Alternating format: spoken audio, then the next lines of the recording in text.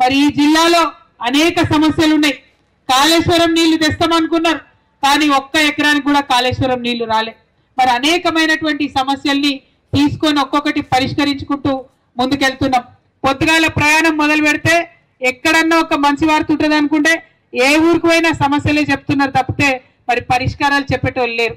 మిమ్మల్ని లింగంపేట గ్రామస్తులను అడుగుతున్నాను నేను, మరి ప్రతిపక్షం అడుగుతలేదు, ఇలా పాలక పక్షం మనల్ని పట్టించుకుంటలేదు. బోలెడని మాటలు చెప్పిండ్రు, 6 గ్యారెంటీలు అన్నారు, ఏమీ చేస్తలేరు.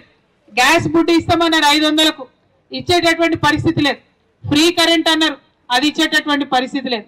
ఇవాళ ఎవరు అడుగుతున్నారమ్మా కాంగ్రెస్ ప్రభుత్వాన్ని? ఎవ్వరు కూడా అడుగుతలేరు. అందుకనే మేము జాగృతి నుండి బయలుదేరినాం. మేము అడుగుతూ వస్తున్నాం. 11 జిల్లాలలో మేము అడిగినటువంటి సమస్యలలో ఇప్పటికి 70-80% సమస్యలు పరిష్కారమైనాయని సగర్వంగా నేను మీ అందరికి కూడా తెలియజేస్తా ఉన్నాను.